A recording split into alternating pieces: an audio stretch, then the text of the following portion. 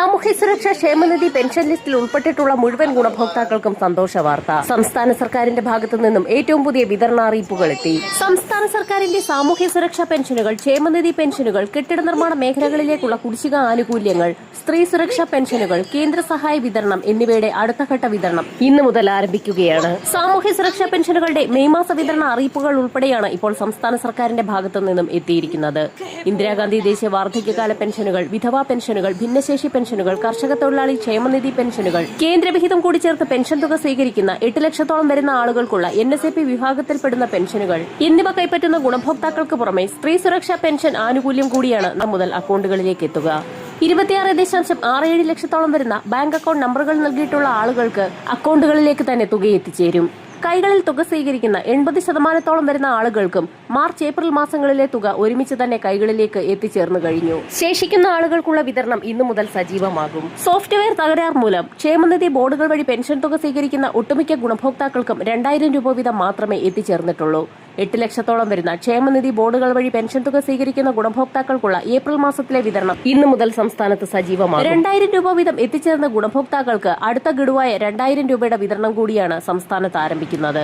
5 ഇനം സാമൂഹ്യ സുരക്ഷാ പെൻഷനുകളിൽ ഉൾപ്പെടുന്ന ഗുണഭോക്താക്കളിൽ 3 ലക്ഷത്തിനടുത്ത് വരുന്ന ഗുണഭോക്താക്കൾക്ക് ജൂൺ മാസം മുതൽ പെൻഷനുകൾ തടയപ്പെട്ടേക്കും. ഏറ്റവും പുതിയ വിതരണ ലിസ്റ്റിന്റെ അടിസ്ഥാനത്തിൽ 2026 മെയ് മാസം മുതൽ പെൻഷൻ തുകയുടെ വിതരണം ആരംഭിക്കുമ്പോൾ നിലവിലെ ലിസ്റ്റിൽ ഉൾപ്പെട്ടിട്ടുള്ള ഗുണഭോക്താക്കൾക്ക് 3000 രൂപ വീതം എത്തിച്ചേരും. എന്നാൽ ജൂൺ മാസം മുതൽ 3 ലക്ഷത്തോളം വരുന്ന ആളുകൾക്ക് തുക എത്തിച്ചേരുന്നതല്ല.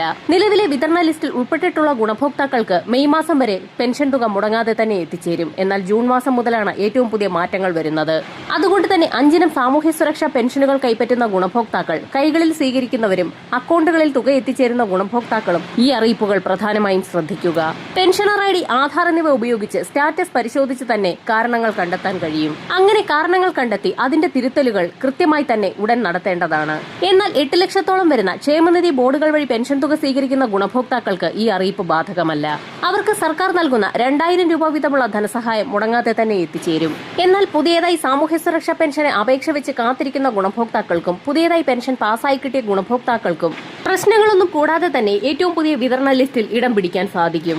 5 ഇനം സാമൂഹ്യ സുരക്ഷാ പെൻഷനുകൾ കൈപ്പറ്റുന്ന ഗുണഭോക്താക്കൾ വരുമാന സർട്ടിഫിക്കറ്റുകൾ സമർപ്പിക്കണമെന്നുള്ള കർശന നിർദ്ദേശമാണ് സർക്കാരിന്റെ ഭാഗത്തു നിന്നും ഇപ്പോൾ എത്തിയിരിക്കുന്നത്.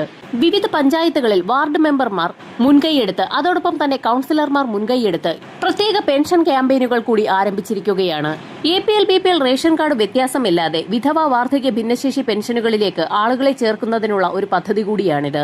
അർഹതപ്പെട്ട പരമാവധി ആളുകൾ പദ്ധതിയുടെ ഭാഗമാകുന്നതോടുകൂടി ഇവർക്കും പെൻഷൻ തുക ലഭിക്കുന്നതാണ്. ഒരു വീട്ടിൽ പരമാവധി 2 പേർക്ക് ആനുകൂല്യം ലഭിക്കുന്ന സാഹചര്യത്തിൽ 6000 രൂപ വരെയാണ് ഇനി മുതൽ അക്കൗണ്ടുകളിലേക്ക് എത്തിച്ചേരാൻ പോകുന്നത്. ഒരിക്കൽ പോലും വരുമാന സർട്ടിഫിക്കറ്റുകൾ സമർപ്പിച്ചിട്ടില്ലാത്ത വ്യക്തികൾ 2026 ജൂൺ 30 മുന്നോടിയായി വരുമാന സർട്ടിഫിക്കറ്റുകൾ സമർപ്പിക്കണമെന്നുള്ള അറിയിപ്പുകൾ കൂടി പുറത്തു വന്നിട്ടുണ്ട്.